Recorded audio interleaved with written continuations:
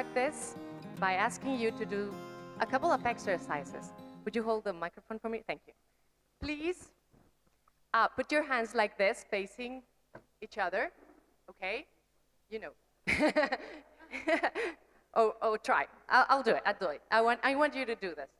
And now, turn them out, cross them, and cross your fingers, thumbs down.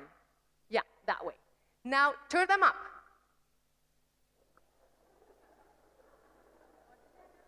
Okay, let's do it again. Hands in front of the other one, okay? Turn them out, cross them, fingers crossed. I'm not good at that again. It's just clap your hands. It's a trick, thank you. It is a trick. What happened? I'll tell you later, but this is the second exercise. Put your hand in front of you, one hand, and with your side, focus on that hand, okay? Look at your hand, focus on your hand, and now tell me, how do you see without looking, looking at your hand? How do you see the rest of the place? Blurred, that's correct. Now please, focus on something behind your hand. How do you see your hand? Blurred, like 10 fingers on one hand. Okay, put your hands down. Thank you very much. What just happened? When we focus on something, we miss most of the things that are around that also exist, but we are not focusing on them. That happens with our sight, that happens with our ears, that happens with every sense we have. That is how we will build. That is how we function. That's normal.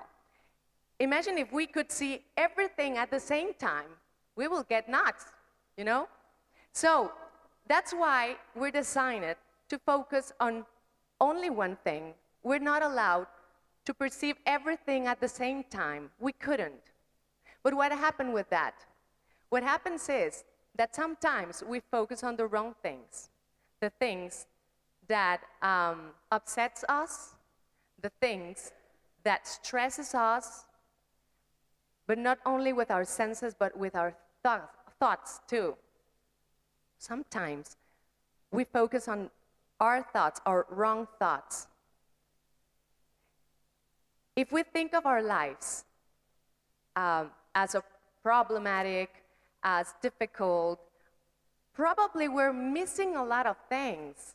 Probably we're just focusing on one thing, perhaps our relationship, perhaps our job, perhaps our country situation or whatever, but we're missing, we're not focusing in other things that probably will make us better persons, probably will make us smile and feel thankful for what we have.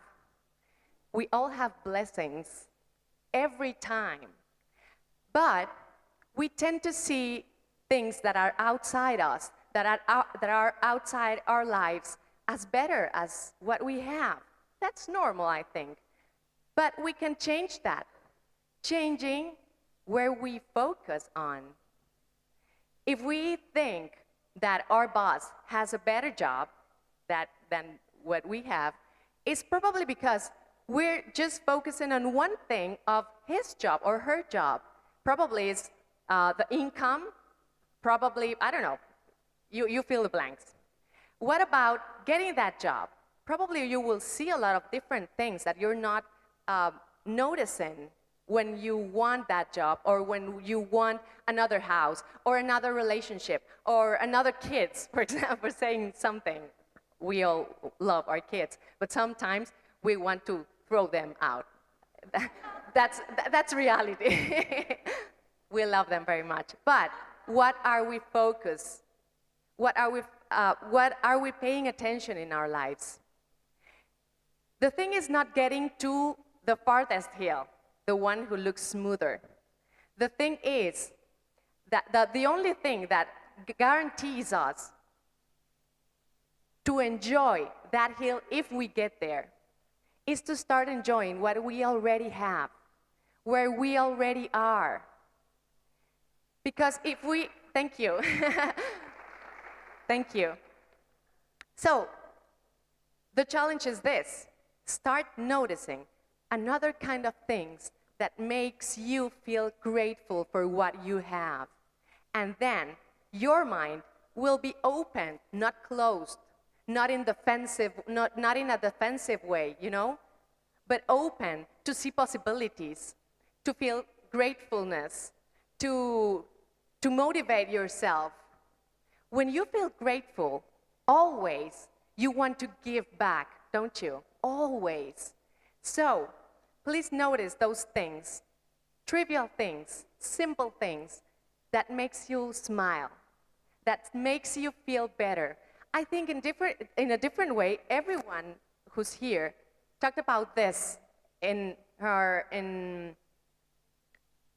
I don't have the word. I'm translating my thoughts. In her story, thank you, in their address. So I have one little story to end this. And I have a friend, a very close friend, my best friend from school. She went to live to Canada for 20 years. 5 years ago, she decided to come back to Guatemala, and we had a cup of coffee. Guatemalans do this a lot too. Great coffee, as Indian coffee, of course. And when we ended our meeting, she said, "Tuti, goodbye, enjoy the sun." And I was like, what? What do you mean by enjoy the sun? And she was like, you don't notice this. But when I got to Canada for our winters, sun don't warm you up. It is there, but it doesn't warm you up. Here in Guatemala, it's winter. We don't have snow and all of those things, but you feel the sun. The sun is bright. The sun is generous here. You feel the warmth in your skin, and you don't notice it. So enjoy the sun. And this is how I want to finish my intervention, by telling you all, enjoy your sun. Everyone has a sun. Enjoy your sun. That's the only way. When we get anywhere, not just a farthest hill, not our dreams, whatever it is, we will be capable of enjoying our lives if we change the way we perceive the world, focusing on those things that make us good, that it makes, she's doing all these things. Then we will change our thoughts. Then we will change our emotions. And then we will change our way of behavior. Thank you very much.